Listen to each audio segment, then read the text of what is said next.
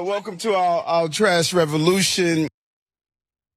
That was from a press conference that Eric Adams did not too long ago, in which he showed off the revolutionary new technology being implemented in New York City. They're called trash cans, in which you place the trash in the bin and then close the lid. Oh, that's a trash revolution. I didn't know that I was doing that revolution decades ago here in LA. Hey, don't scroll away. Come back. Because before the video continues, we just want to urge you to lend your support to TYT. You power our honest reporting. You do it at tyt.com/team, and we love you for it. So apparently, there are some issues with trash collection in New York City. I mean, it's more densely populated. It's harder to do what we do here in LA. We've got more space.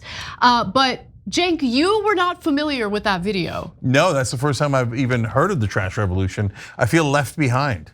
Well, now you have caught up with the masses. Okay. And look, Eric Adams really did bring forth a trash revolution in New York City. Well, in more ways than one. Exactly, like his latest federal indictment makes that clear. He's being indicted on corruption charges, wire fraud charges, all sorts of bad behavior stemming from his willingness to accept campaign donations from foreign nationals and then exchange that money for favors for Turkish businessmen and the Turkish government. These are all allegations made by the Justice Department.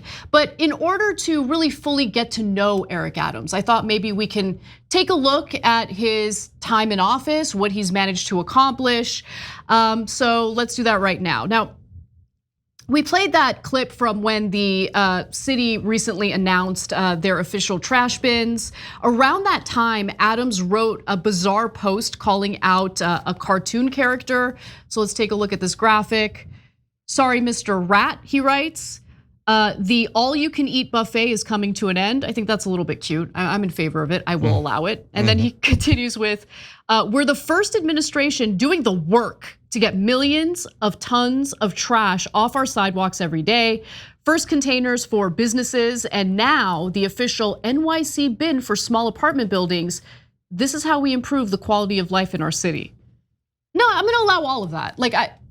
The trash should be put in the bins if you can, if there's the ability to do so. Kidding aside about Viva la Trash, that's how Harvey Milk got in office. He's a legendary gay rights advocate back when that was revolutionary for him to be out as a politician and to win. But actually how he won the office in San Francisco was on a campaign to clean up dog poop from the sidewalk.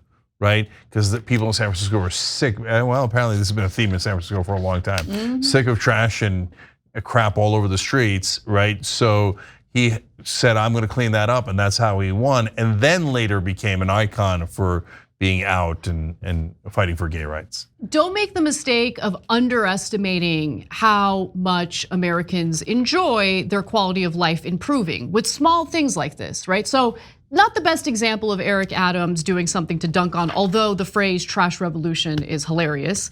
Now, he also wanted to turn haters into waiters. So another highlight of his term as mayor has been his repeated use of this phrase. Let's take a look.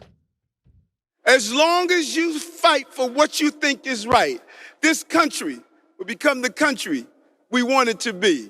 And in the process, there's going to be a lot of people who will hate you. All I can say, have your haters become your waiters when you sit down at the table of success. And look, clearly he's very proud of this phrase because he uses it a lot, though he still workshops the phrase from time to time. Adams is quoted in the New York Times as saying, "Turn your haters into your waiters and give them a 15% tip." And I'm not sure that that's that clever. And why are you giving your haters a 15% tip? That's true, that's a good point. I'm not sure I get it. Anyways, he also once famously said, "Somebody's getting pregnant tonight." Oh no, that was Tracy Morgan, who he sounds exactly like, but that's just a random point. He really does, he really does. Let's move on to his statements about New York. So speaking of Adams's favorite phrases, here's another one. Everyone knows that New York City is the Athens of America. It's the Istanbul of America. It's the Kyiv of America. It's the Seoul of America. We are the Tel Aviv of America. New York City is the Islamabad of America. The Zagreb of America. We are the Lima of America. New York City is Mexico City of America. This is the Dublin of America, New York City. Those clips have not aged well considering the alleged bribes he's taken from other countries and Turkish businessmen. So yeah, now I get the Istanbul of America a little bit better. And look, the history of New York, so Tel Aviv of America, I get it. Dublin of America, I get it. Lots of Irish and Jewish Americans in New York. He could have gone with Rome or Florence, a lot of Italians in New York as well. But the Islamabad of America? New York is the Islamabad of America.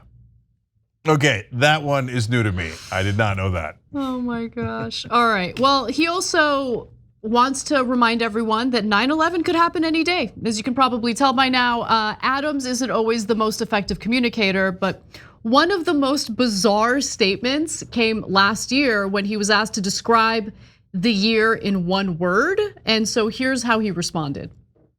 New York, this is a place where every day you wake up, you could experience everything from a plane crashing into our World Trade Center to a person who's celebrating a new business that's opening. This is a very, very complicated city, and that's why it's the greatest city on the globe. Not what I would have gone with. Yeah. Like this, anything can happen in New York, including one of the worst terrorist strikes in history, is not a selling point. Oh my gosh. And look, that wasn't a great statement, obviously. Adams later You should have thrown that one in the trash. The trash revolution, yeah. Anyway. That's where it could have commenced. Later, he tried to do some damage control, and this was during a subsequent interview, and this is what he said.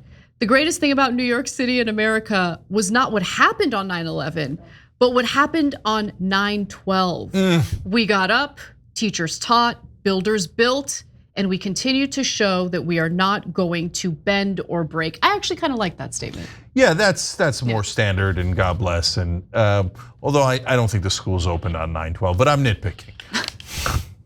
Now, he also touted beating COVID in a revolutionary way, okay, with swagger, of course.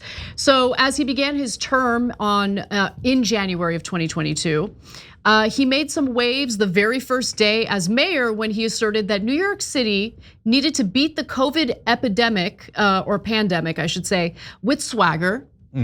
Okay, when a mayor has swagger, the city has swagger. We've allowed people to beat us down so much that all we did was wallow in COVID. We need a mayor with swagger. We need a councilwoman with swagger. We need an assemblywoman with swagger. We need a borough president with swagger. Do we? Even a borough president?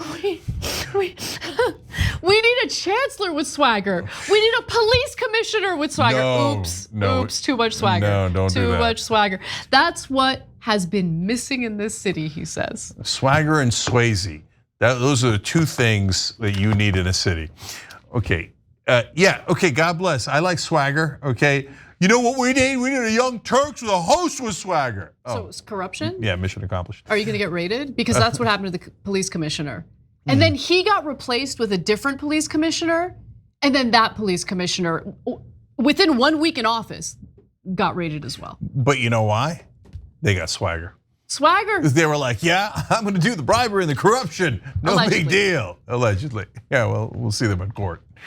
A little too much swagger. Yeah, you know Dial it what? down. If you're gonna take bribes from Turkish businessmen, you gotta do it with swagger, okay? Welcome to the trash revolution. Yeah, oh boy. Where appropriately enough, his career might wind up. True. Welcome to our trash revolution. I can't believe that's not Tracy Morgan. Thanks for watching. If you become a member, you get to watch all this ad-free, except for, of course, this ad. Still, hit the join button below.